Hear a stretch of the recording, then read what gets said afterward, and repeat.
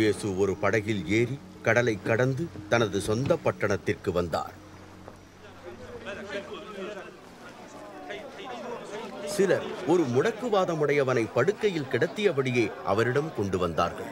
இயேசு அவர்களுடைய விசுவாசத்தைக் கண்டு அந்த முடக்குவாதமுடையவனிடம், மகனே, தைரியமாயிரு, உனது பாவங்கள் உனக்கு மன்னிக்கப்பட்டன என்றார். இதை கேட்ட சில நீதிச்சட்ட ஆசிரியர்கள், இவன் இறைவனை நிந்திக்கிறார் என்று தங்களுக்குள் சொல்லிக் கொண்டார்கள். அவர்களுடைய சிந்தனைகளை அறிந்த இயேசு அவர்களிடம், நீங்கள் ஏன் உங்கள் இருதயங்களில் தீயவைகளை சிந்திக்கிறீர்கள்? உனது பாவங்கள் மன்னிக்கப்பட்டன என்று சொல்வதா, எழுந்து நட என்று சொல்வதா, எது லகுவானது? ஆயினும் பூமியிலே பாவங்களை மன்னிக்க மானிட மகனாகிய எனக்கு அதிகாரம் உண்டு என்பதை நீங்கள் அறிந்திருக்க வேண்டும் என்றார். பின்பு அவர் அந்த முடக்குவாதக்காரனிடம், எழுந்து உனது படுக்கையை எடுத்துக்கொண்டு வீட்டிற்கு போ என்றார். உடனே அவன் எழுந்து தன் வீட்டுக்கு போனான். மக்கள் கூட்டம் இதை கண்டபோது பயபக்தியினால் நிரம்பி இப்படிப்பட்ட அதிகாரத்தை மனிதருக்கு கொடுத்த இறைவனை துதித்தார்கள்.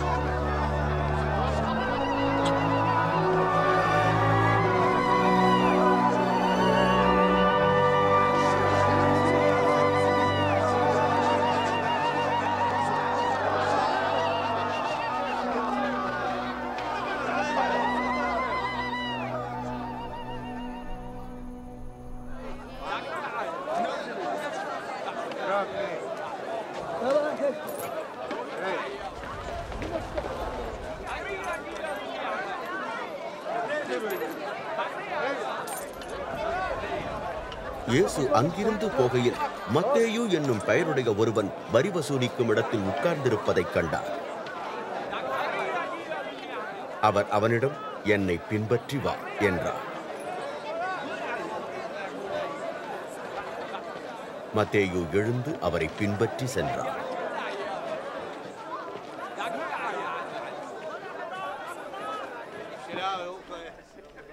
பின்பு இயேசு மத்தேயுவின் வீட்டில் விருந்து சாப்பிடுகையில் வரி வசூலிப்போர் அநேகரும் பாவிகளும் வந்து அவருடன் அவருடைய சீடர்களுடனும் சாப்பிட்டார்கள். இதை பரிசேயர் கண்டபோது அவர்கள் அவரது சீடர்களிடம், ஏன் உங்கள் போதகர் வரி வசூலிப்போருடனும் பாவிகளுடனும் சாப்பிடுகிறார் என கேட்டார்கள். இதை கேட்ட இயேசு, சுகமானவர்களுக்கு வைத்தியம் தேவையில்லை, நோயாளிகளுக்கே தேவை என்றார். மேலும் அவர், நான் பலியை அல்ல இரக்கத்தையே விரும்புகிறேன் என்ற இறைவாக்கின் கருத்து என்ன என்று போய் கற்றுக்கொள்ளுங்கள், ஏனெனில் நான் நீதிமான்களை அல்ல பாவிகளையே அழைக்க வந்தேன் என்றார். அதன் பின்பு யோவானின் சீடர்கள் அவரிடம் வந்து, நாங்களும் பரிசேயரும் உபவாசிக்கிறோம், ஆனால் உமது சீடர்கள் உபவாசிப்பதில்லை, அது ஏன் என்று கேட்டார்கள். இயேசு பதிலாக, மணமகன் தங்களோடு இருக்கும் போது மணமகனின் விருந்தினர் அவனுக்காக துக்கம் கொண்டாடுவது எப்படி? மணமகன் அவர்களை விட்டு எடுக்கப்படும் காலம் வரும், அப்பொழுது அவர்கள் உபவாசிப்பார்கள் என்று சொன்னார். ஒருவனும் புதிய துணி துண்டை பழைய உடையில் வைத்து தைக்க மாட்டான். அப்படி தைத்தால் புதிய துண்டு பழைய உடையை கிழித்துவிடும், கிழிசல் முன்னையதை விட பெரியதாகிவிடும். மக்கள் புது திராட்சை ரசத்தை பழைய தோற்குடுவையில் ஊற்றுவதில்லை, அப்படி செய்தால் தோற்குடுவைகள் கிழிந்துவிடும், திராட்சை ரசமும் சிந்தி வழியும், தோற்குடுவைகளும் பாழாய்ப்போகும். அவர்கள் புது திராட்சை ரசத்தை புது தோற்குடுவைகளில் ஊற்றி வைப்பார்கள், அப்பொழுது அவை இரண்டும் பாதுகாக்கப்படும் என்றார்.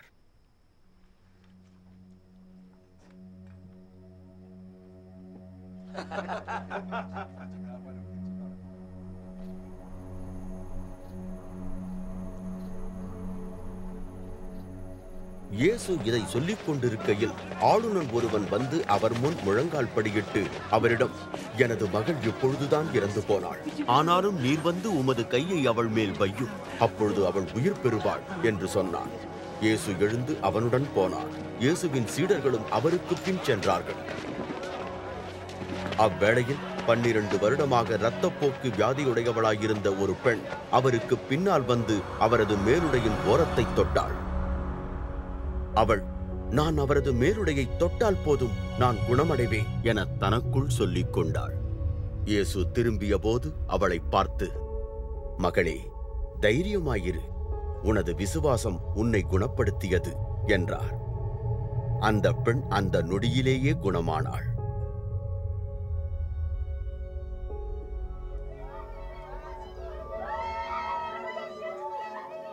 இயேசு அந்த ஆளுநனின் வீட்டிற்குள் போனவுடன் குழல் ஊதுவோரையும் கூச்சலிட்டு அழும் ஜனக்கூட்டத்தையும் கண்டார். இயேசு அவர்களிடம், வெளியே போங்கள், இந்த சிறுமி சாகவில்லை, அவள் தூங்குகிறாள் என்றார். அவர்களோ அதை கேட்டு நகைத்தார்கள். ஜனக்கூட்டத்தை வெளியே அனுப்பிய பின் இயேசு உள்ளே சென்று அந்த சிறுமியை கையில் பிடித்து தூக்கினார்.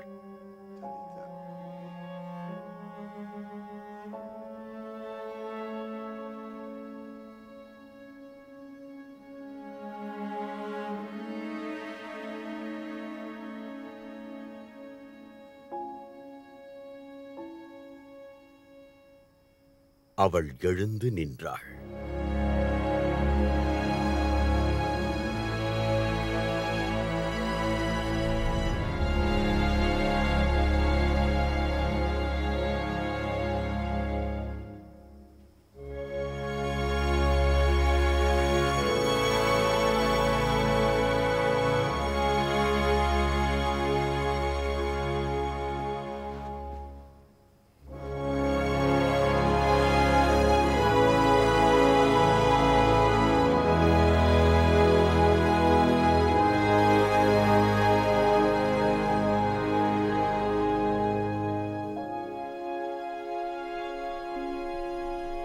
இச்செய்தி அப்பிரதேசம் எங்கும் உடனே பரவியது.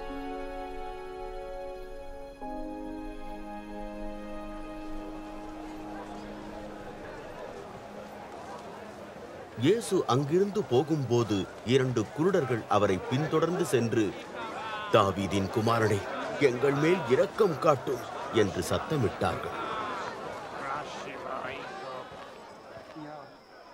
அவர் வீட்டிற்குள் சென்றபோது அந்த குருடர்கள் அவரை பின்தொடர்ந்து அவரிடம் வந்தார்கள். இயேசு அவர்களிடம், என்னால் இதை செய்ய முடியும் என நீங்கள் விசுவாசிக்கிறீர்களா என கேட்டார். ஆம் ஆண்டவரே என்று அவர்கள் பதிலளித்தார்கள். பின்பு இயேசு அவர்களின் கண்களை தொட்டு, உங்களுடைய விசுவாசத்தின்படியே உங்களுக்கு செய்யப்படும் என்றார்.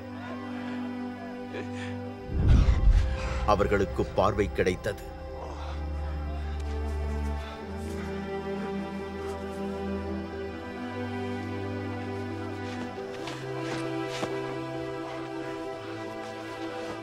இயேசு அவர்களிடம், இது பற்றி ஒருவரும் அறியாதபடி பார்த்துக் கொள்ளுங்கள் என கடுமையாக எச்சரிக்கை செய்தார்.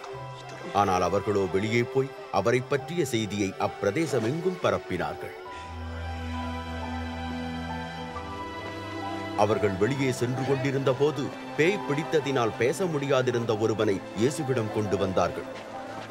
அந்த பேய் துரத்தப்பட்ட போது ஊமையாயிருந்தவன் பேசத் தொடங்கினான்.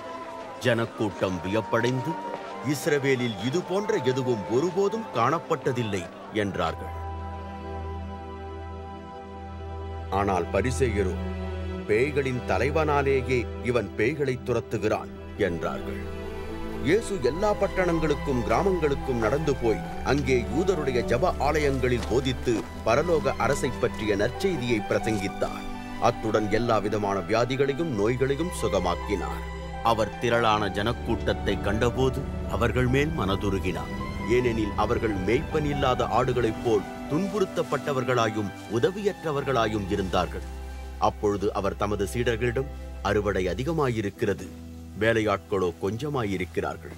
ஆகையால் அறுவடையின் ஆண்டவரிடம் தமது அறுவடைக்கு வேண்டிய வேலையாட்களை அனுப்பும்படி மன்றாடுங்கள் என்றார்.